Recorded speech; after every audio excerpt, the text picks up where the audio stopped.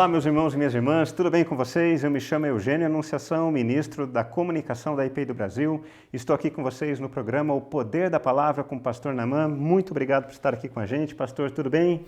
Tudo bem aí, gente boa? Estamos juntos novamente. É um prazer e uma alegria a gente estar com todos vocês mais uma vez. Muito bom. E eu agradeço também a sua participação aqui com a gente. Você pode curtir esse vídeo, compartilhar ele. É uma forma de você fazer um evangelismo digital também. O tema de hoje é depressão. Vamos lá, pastor. Um tema bem difícil, muitas pessoas com dúvidas. E a primeira pergunta que chegou para a gente é essa. Depressão, por acaso, é falta de fé? Não necessariamente, né? A depressão, existem muitas razões para uma pessoa ter depressão, né? Acho que a ciência atualmente, a ciência do comportamento humano mostram que existem muitos motivos pelos quais as pessoas podem ter depressão.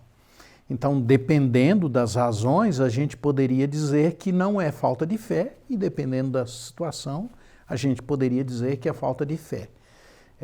Além disso, existe essa questão dos níveis de depressão, né? A gente tem, vamos dizer assim, uma tristeza momentânea, que alguns podem confundir com depressão, né?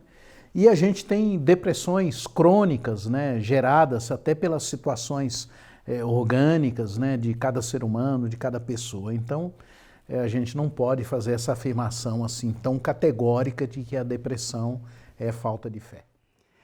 Aproveitando o gancho, eu fui pastor num lugar onde tive esse relato de uma ovelha que ficou muito entristecida porque algum familiar passou por essa situação e foram expulsar demônio dessa pessoa em vez de tratar, de cuidar dessa pessoa. O que a Bíblia nos ensina sobre depressão? É algo demoníaco?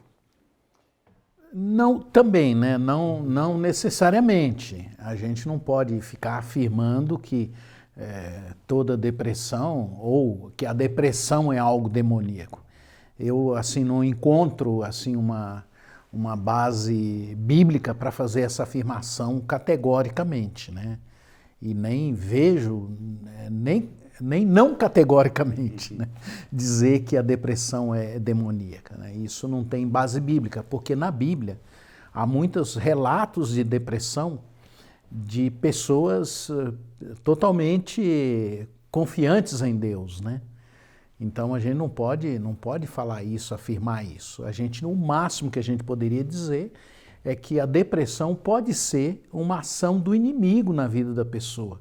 Numa linguagem mais pentecostal, né? Uma opressão, né? Mas dizer que uma depressão é demoníaca, eu não entendo que isso proceda de Deus. Na Bíblia a gente tem alguns exemplos. Davi, a gente pode dizer que ele teve momentos de depressão, né? Elias é o caso mais conhecido, né? Elias teve uma depressão. Isso não quer dizer que o inimigo não estivesse trabalhando a mente dele, ou alguma coisa assim, mas dizer que ele estava endemoniado é uma distância muito grande, né? O próprio Jesus Cristo, a gente pode dizer que ele teve uma depressão, né? Uma tristeza, né? E isso não quer dizer que Satanás estava dominando a vida dele, né? Como a gente compreende hoje aí no ambiente pentecostal e neopentecostal, né? Seria um absurdo. Então, não há essa possibilidade de alguém fazer essa afirmação de forma tão categórica, né? Eu diria que na Bíblia os exemplos são de ações do inimigo, de intimidações, né? E esse inimigo pode ser espiritual e pode ser, vamos dizer, material, né? Pode ser um outro ser humano. Paulo diz que ele chegou ao desejo de se desesperar ao ponto de desejar a morte. Né? Isso é um nível altíssimo de, vamos dizer assim, de uma certa depressão. E ele diz que quem fez isso não foi Satanás. Ele diz que foram as pessoas, as perseguições, né? Vamos dizer assim, as situações que ele viveu, né? Então, a depressão é algo assim que eu entendo que é uma forma de Deus trabalhar a nossa vida também para nos ajustar e nos colocar mais perto dele, né? Novamente, aquela expressão, né, de C.S. Lewis, né, que o sofrimento é o megafone de Deus, né? Então toda dor, toda depressão, toda tristeza, a gente tem que entender e buscar de Deus qual que é o propósito daquilo, quais são as razões, e geralmente elas estão ligadas a um ajuste na nossa vida. A um ajuste, às vezes, de ordem pecaminosa, né, que a gente está envolvido, um mau hábito, um mau costume, e às vezes algo que tem a ver mesmo com as nossas próprias emoções, né, que a gente não está ajustado ao propósito de Deus para a nossa vida, né? Às vezes nas nossas emoções, nas nossas escolhas, nas nossas decisões, nós vamos ganhando caminhos que não são de Deus e por nossa própria conta nós vamos entrando nas depressões, vamos dizer assim. Então, às vezes Deus permite isso para nos ajustar. Muito bom. Até aproveitar esse gancho, a presbítera Maria de Fátima Pereira Vale, da IPI Metropolitana de Brasília, ela mandou essa pergunta: um cristão verdadeiro pode ter depressão? E tem muito a ver com isso que você já finalizou essa resposta, mas queria que você aprofundasse um pouquinho mais. É possível a gente ter depressão? Um cristão verdadeiro pode viver esses momentos de depressão. Agora, um estado depressivo que não seja de ordem orgânica, né, aí foi como eu coloquei, né, ele precisa ser questionado, né? A palavra de Deus ensina para nós claramente, né, que Deus trabalha toda a nossa vida, ela nos mostra o que a gente tem que fazer, né? Por exemplo, a gente pensar nas boas coisas, nas boas virtudes, pensar naquilo que nos traz esperança, né? No caso de Jeremias, por exemplo, se você lê o livro de Lamentações, os capítulos, o primeiro, o segundo capítulo e até metade do capítulo 3, que é quando ele diz assim, eu quero trazer à memória aquilo que pode me dar esperança, anteriormente ele está só reclamando. Então a mente dele estava empurrando para uma depressão. Aí, assim como pela graça de Deus, vem uma mensagem para ele.